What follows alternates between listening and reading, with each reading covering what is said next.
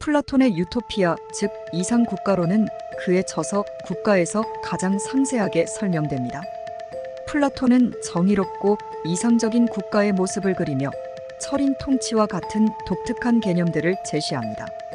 그의 유토피아론은 다음과 같은 주요 요소로 구성됩니다. 세 계층 구조. 플라톤은 이상적인 국가를 세 가지 계층, 즉 생산자, 수호자 군인, 그리고 통치자 계층으로 나누었습니다. 각 계층은 고유한 역할과 덕목을 가지고 있으며 이를 통해 국가 전체의 조화와 안정을 유지할 수 있다고 봤습니다. 철인 통치. 플라톤은 철학자가 국가의 통치자가 되어야 한다고 주장했습니다. 그는 진리를 알고 정의를 이해하는 철학자가 올바른 통치를 할 수 있다고 믿었습니다. 이를 철인왕 개념으로 불리며 플라톤은 철인이 아닌 자들이 권력을 쥐면 국가가 혼란에 빠진다고 경고했습니다. 교육과 양성. 플라톤은 국가의 유지를 위해 올바른 교육이 필수적이라고 강조했습니다. 특히 수호자와 통치자가 될 이들은 특별한 교육을 통해 지혜와 용기, 절제를 배워야 했으며 이는 국가의 안정성을 유지하는 중요한 요소로 여겨졌습니다. 공동의 재산과 가족. 플라톤은 사유재산과 전통적인 가족제도가 개인주의와 이기심을 조장한다고 생각했기 때문에 국가의 상위 계층에서는 재산을 공유하고 전통적인 가족 구성을 금지할 것을 제안했습니다. 이를 통해 계층 간의 결속력과 국가에 대한 충성심을 높이고자 했습니다. 정의의 개념. 플라톤의 유토피아론에서 핵심적인 주제는 정의입니다. 그는 정의를 각자가 자신의 역할에 충실할 때 이루어진다고 보았습니다. 국가의 각 계층이 자신의 임무를 성실히 수행할 때 정의로운 국가가 실현된다고 주장했습니다. 플라톤의 이상 국가는 현대적 시각에서 비판과 논의의 대상이 되기도 합니다. 특히 자유와 개인의 권리를 제한하는 측면, 권력의 집중화 문제 등이 논쟁거리로 남아 있습니다. 플라톤의 유토피아론을 좀 더 깊이 들여다보면 그의 국가론이 단순히 이상적인 사회 구조를 묘사하는 것 이상으로 인간의 본성, 윤리, 그리고 지식의 본질을 탐구하는 데에 바탕을 두고 있다는 점을 알 수 있습니다. 아래는 그의 유토피아론에서 더 주목할 만한 요소들입니다. 1. 이데아론과 진리의 개념.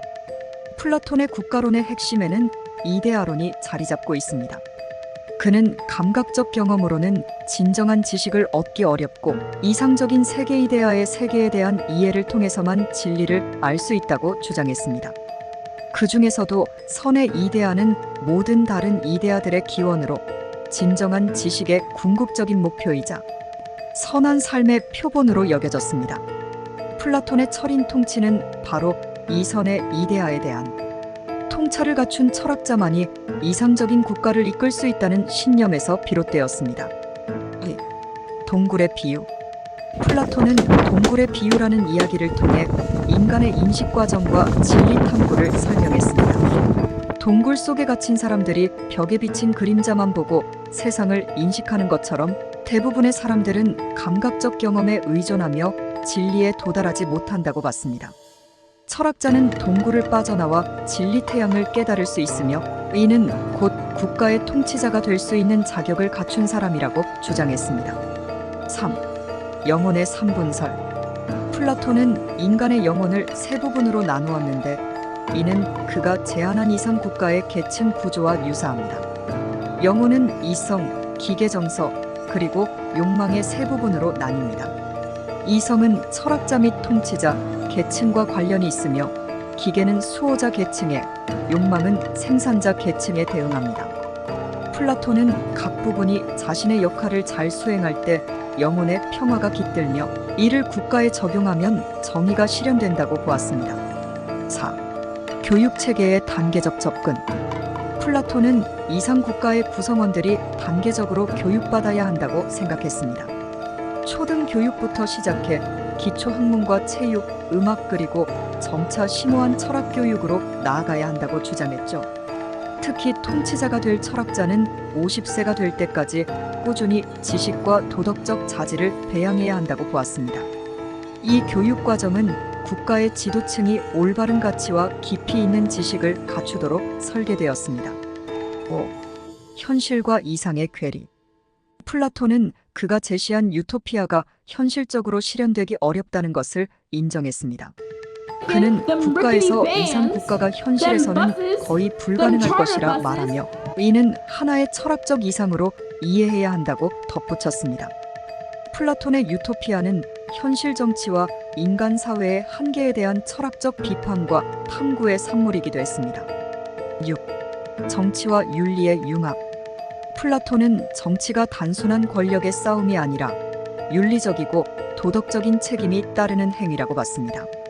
그의 철인 통치는 지도자가 권력을 도덕적으로 사용할 때만 이상적인 사회를 구축할 수 있다는 믿음에서 비롯되었습니다. 이는 정치와 윤리가 분리될 수 없다는 철학적 메시지를 담고 있습니다.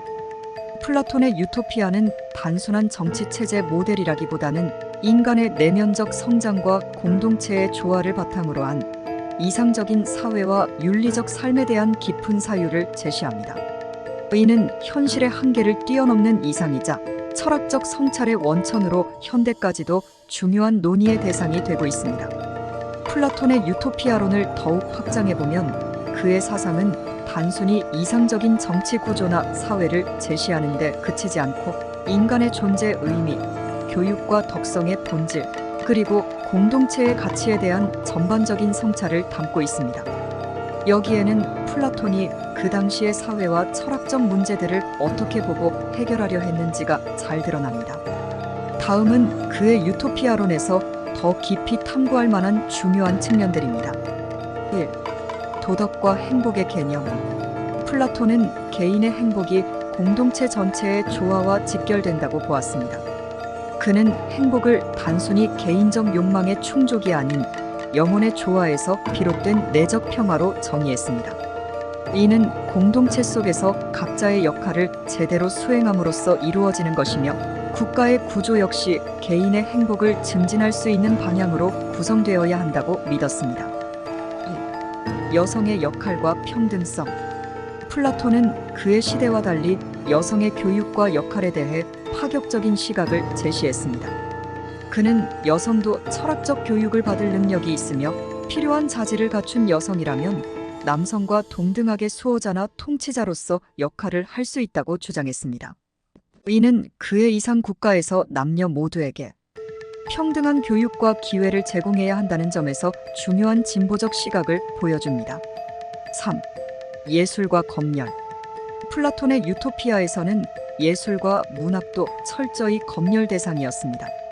그는 예술이 감정적 혼란과 개인주의를 조장한다고 보았으며 국가의 이상과 도덕적 기준에 어긋나는 예술은 허용해서는 안 된다고 주장했습니다.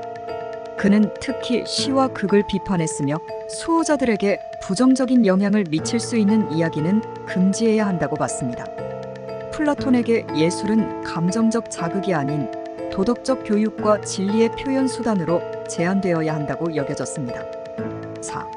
경제적 균등과 사유재산의 제한.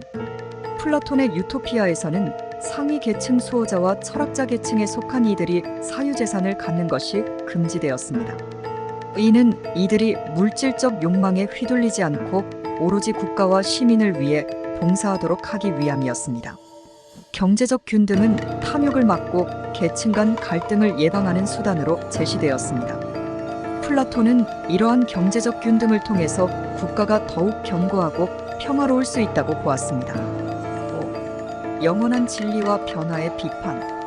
플라톤은 영원한 진리와 불변의 이데아를 중시했으며 변화를 불안정함으로 간주했습니다. 그는 감각적 세계는 변화하기 때문에 진정한 지식의 대상이 될 수 없다고 봤습니다. 이는 그의 이상 국가에서도 반영되며 국가가 고정된 형태로 유지될 때만 이상적 상태에 가까워진다고 생각했습니다. 이러한 관점은 전통을 중시하고 급진적 변화를 경계하는 그의 철학적 입장을 잘 드러냅니다. 6. 플라톤 유토피아론의 현대적 비판. 현대적 시각에서 플라톤의 유토피아는 여러 비판을 받고 있습니다. 예를 들어 그의 통제적이고 규범적인 구조는 개인의 자유를 억압할 가능성이 크다는 점에서 비판받습니다. 또한 그의 계층적 사회 구조는 현대의 평등 이념과 상충됩니다. 플라톤의 유토피아는 인간의 개인성을 존중하지 않는다는 비판과 함께 사회적 다양성과 창의성을 억제할 수 있다는 우려가 제기됩니다. 7. 지속 가능성과 인간 본성의 한계. 플라톤은 그의 이상 국가가 매우 높은 윤리적 수준을 요구한다는 점에서 이러한 사회가 지속 가능한지에 대해 의문을 남깁니다. 그의 국가론이 실현되기 위해서는 시민 모두가 이성과 도덕적 성숙을 갖춰야 하며 이를 위해서는 끊임없는 교육과 통제가 필요합니다. 플라톤은 이러한 유토피아가 현실에서는 거의 실현 불가능하다는 사실을 알고 있었고 그것이 이상으로만 남을 가능성을 인정했습니다. 8. 이상 국가론이 남긴 유산. 플라톤의 이상 국가론은 단순히 그의 철학에 그치지 않고 이후의 정치 철학에 지대한 영향을 미쳤습니다. 이는 유토피아라는 개념을 발전시키는 데에 기여했으며 인간이 추구할 이상적인 사회에 대한 영감을 제공했습니다. 그의 사상은 특히 근대 이후의 이상주의적 정치 이론과 철학적 논의에서 중요한 출발점이 되었습니다. 플라톤의 유토피아론은 고대 그리스 사회의 문제와 인간, 본성에 대한 깊은 성찰을 바탕으로 이상적인 국가의 형태를 제안하고자 했습니다. 그의 철학은 오늘날까지도 정치, 윤리, 교육, 그리고 인간의 본질에 대한 중요한 질문을 던지고 있으며 그의 유토피아론은 단순한 공상에서 그치지 않고 인간 사회의 가능성과 한계를 탐구하는 중요한 철학적 유산으로 평가받고 있습니다.